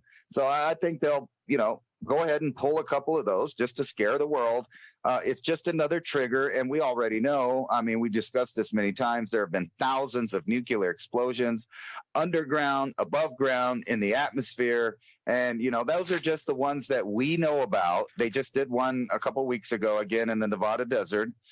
So, they're not scared to do that. They don't care what happens. They have it all figured out according to them. But I think they're wrong in one aspect, and they have misestimated the resilience of the human being. And I'm talking about the human being on all four corners of the earth. Everywhere I've ever seen human beings, I see things that just blow me away. Things that they come up with, the ingenuity that people have in different parts of the world when they come across a problem of poverty or lack of resources, the ingenuity that I see. Like one example, think about in Southeast Asia, all over, they have these little lights that they've created, and you've probably seen it on a TikTok video or whatever, or YouTube. They take 2-liter bottles, 1-liter bottles, 20-ounce bottles, and they just poke little holes in the roof. And there they got natural light all day long, daylights. And I've seen it put to the next level where they put a couple batteries and a little solar panel. And now guess what? Their little shack has nighttime lights too. And it really shows you that we don't need this super powerful industrial complex to do the simple tasks and needs of a human family in this day and age. We have the technology that you could be self-sufficient. The problem is that we're on a metered system, and anytime it seems like people try to opt out of that, that's when they get attacked. So knowing that, we have to stay on the metered system, but simultaneously plan to break apart or live, against or out of the matrix there of the grid. We have to do both. You can't just go off grid. And I hate to say it, these roaming bands of homeless people, I've seen them. They are not healthy. And there's a real problem going on worldwide about people with nothing to do and no direction. And that's why they jump on these tribal causes so easily, because, what else are they doing with their life besides staring at a cell phone all day?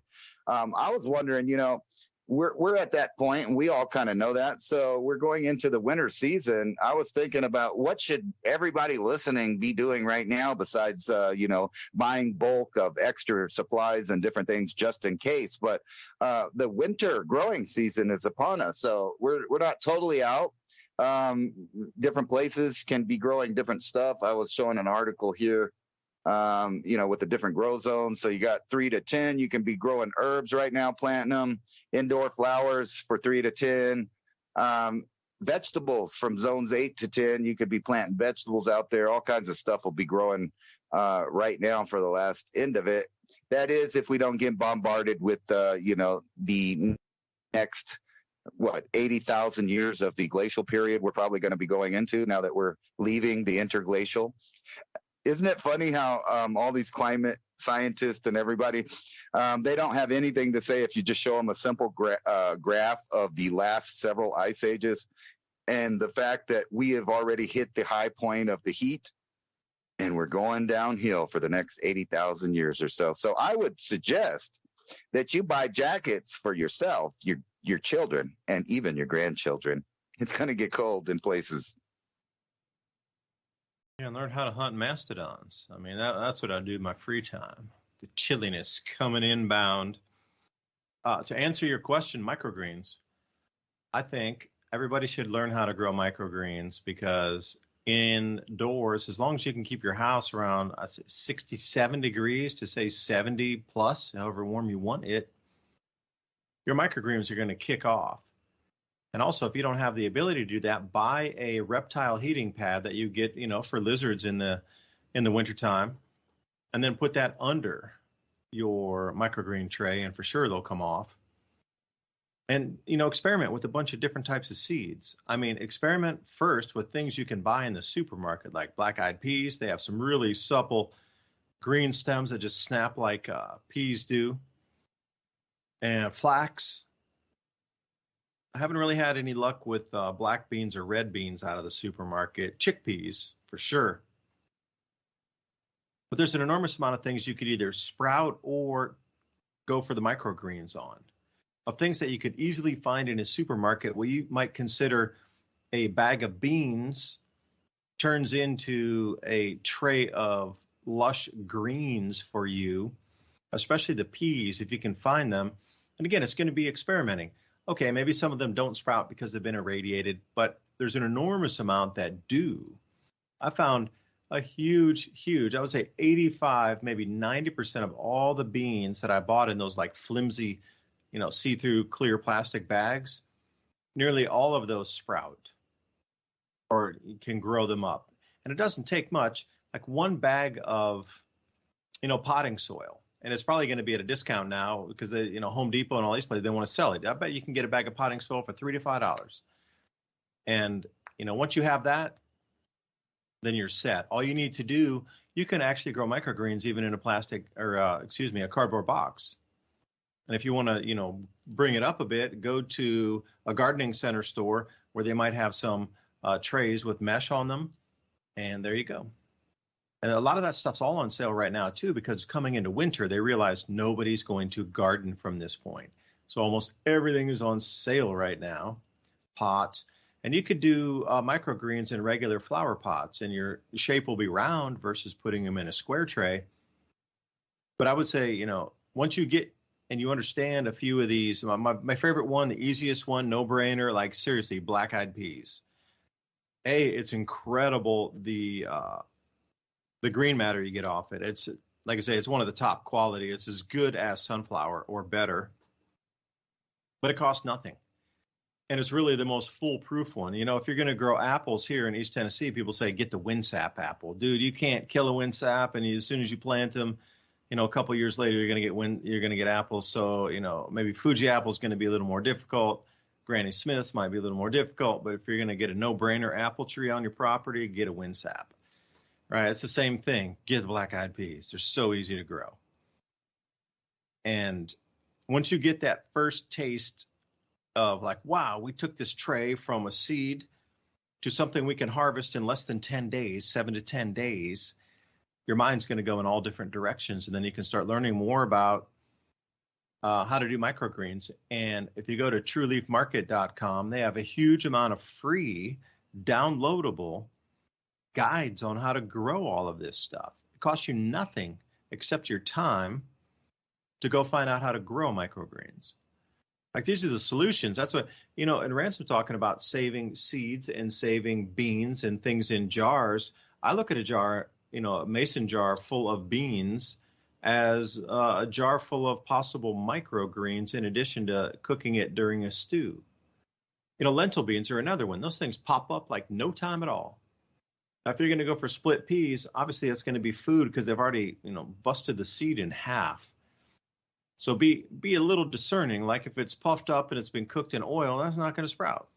If you're getting split peas, they split it in half, so your pea is not going to sprout. Otherwise, anything goes. And go look around the supermarket shelves for beans and lentils and flax and all these kind of things. And I guess, Ransom, how much of that do you see around your place too? I mean, you're a little bit further out west, so obviously it's going to cater a little bit more toward. It's going to be a different type of, allotment in the supermarkets than we have way out here over east. So I'm sure you're seeing other types of bean choices out there that we don't see, like the flava beans and these kind of things. Not really. We're kind of segregated out in the middle of the desert, and we only have Walmart or Lowe's to pick from. And I was saying that a couple of shows ago. They have removed all of the organic foods and the staple foods that I'm talking about buying. And they're already starting to show that they're gone, and that's because people are realizing, hey, wait a minute, the shelves are short. They cut the hours by half. And now there's just less food in the shelves that they've, reduced in size. I don't know if that's going on everywhere or it's just here, but it's obvious that there's been an overall reduction of the lifestyle just for this town. I mean, since the dreaded vid, they cut the hours. It used to be 24 hours. The shelves were twice as high. They were twice as packed. There was more options. You had options between organic food and regular food. Now it's just Walmart brand and one other brand or something like that. And, then you have to pick through what's there.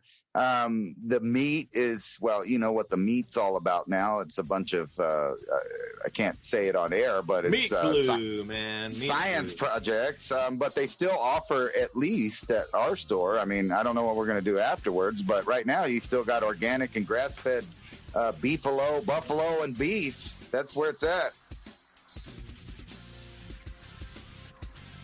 Ransom, you're welcome out here anytime. Bring the family, bro. If it gets rough, see, that's what it is about trusting people, because I'll invite him out here to stay, and I'll take care of him and make sure he survives in his family. Is that trust?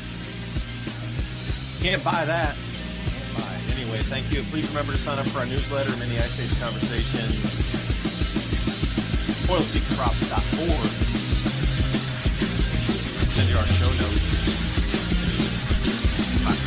Thank you for listening to Revolution Radio.